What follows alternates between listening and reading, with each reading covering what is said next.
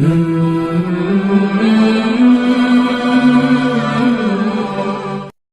اللہ الرحمن الرحیم۔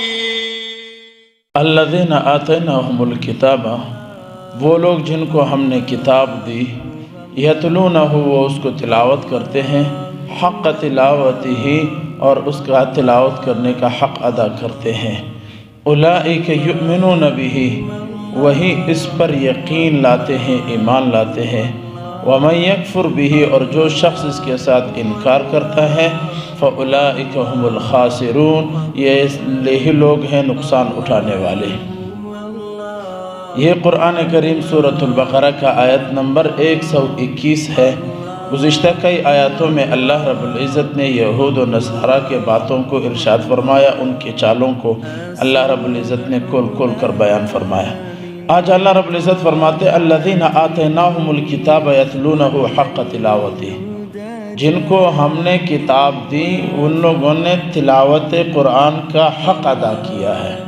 پہلی بات تو یہ ہے کہ یہ صحابہ کے بارے میں ہے۔ حقیقت حال یہی ہے کہ صحابہ نے حق تلاوت ادا کر دیا ہے۔ دوسری بات ہے کہ حق تلاوت کہتے کس کو ہے؟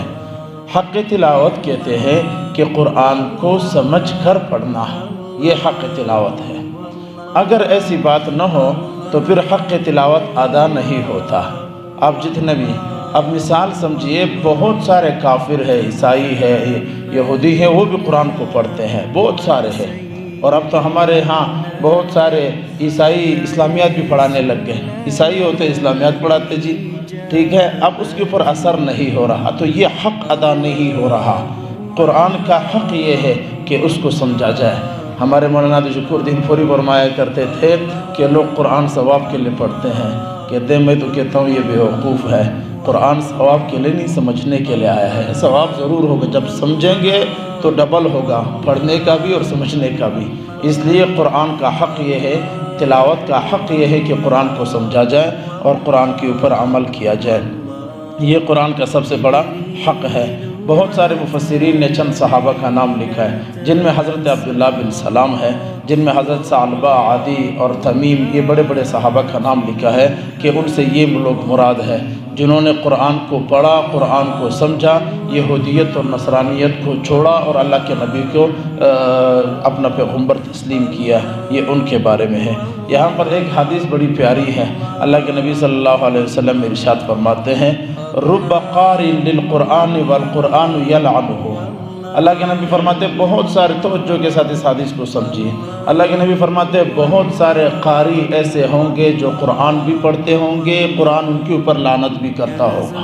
اس کے دو معنی ہیں۔ ایک معنی تو یہ ہے کہ قرآن کے الفاظ اور معنی کو تبدیل کرنے کی کوشش کریں گے تو قرآن ان کے اوپر لعنت کرے گا۔ ایک معنی یہ ہے قرآن پڑھیں گے، عمل اس کے مخالف کریں گے، یہ بھی معنی مفسرین نے لکھا ہے۔ مثال جیسے قرآن پڑھتے اقیم الصلاۃ، نماز قائم کرو لیکن کرتے ہی نہیں، آتوا الزکوٰۃ، زکوٰۃ دو لیکن کر دیتے ہی نہیں ہے۔ تو اس طرح بہت سارے اعمال ہیں، یہ بھی اسی زمرے میں آتا ہے۔ تو حق تلاوت ادا کرنا یہ صحابہ اکرام نے کر کے دکھلایا۔ قرآن کی تلاوت کا حق صحابہ نے کر، ایک ایک حکم پر قرآن کے عمل کرنے والے صحابہ تھے۔ اولئک یؤمنون بہ، اور یہی لوگ ہیں جو اس پر ایمان اور یقین لاتے ہیں۔ جو تلاوت کا حق ادا کرتے ہیں وہی ایمان بھی لاتے ہیں۔ ومن یکفر بہ، اور جو بھی اس قرآن کا انکار کرے گا، اس کے احکامات کا انکار کرے گا، فاولئک هم الخاسرون، یہ دنیا میں بھی نقصان اٹھانے والے، آخرت میں بھی نقصان اٹھانے والے ہیں۔ اس آیت میں ہمیں سبق یہ ملتا ہے، بڑا واضح ہے کہ اللہ اس آیت میں یہ درس دے رہا ہے کہ قرآن کو غور و فکر سے پڑھا کرو، قرآن میں سوچا کرو۔ ہم یہ ترجمہ کر رہے ہیں، کتنے لوگ آپ بیٹھے ہو سارے چلے گئے، 2-4-5 منٹ کا درس ہوتا ہے تو کم سے کم ایک نہ آیت تو ہمارے ذہن میں آ ہی جائے گی۔ اس کا بڑا فضیلت ہے یہ جو آپ آج درس قرآن کے لیے بیٹھتے ہو نا جی، یہ کل قیامت میں تمہارے اوپر گواہ ہوگا اور آپ اللہ کے حضور کہہ جائیں گے اللہ تیرے قرآن پڑھنے کے لیے ایک زمانے میں قاری کے پاس بیٹھے تھے اور آج تیرے قرآن سمجھنے کے لیے بھی ہم مسجد میں بیٹھے تھے، ہم تو قرآن کا حق یوں ادا کر سکتے ہیں، اور ہم مولوی کے لیے کیا ہے کہ ہم اس کو بیان کر دیں اور ہم کر رہے ہیں۔ اللہ ہمارے اس درس کو قبول فرمائے۔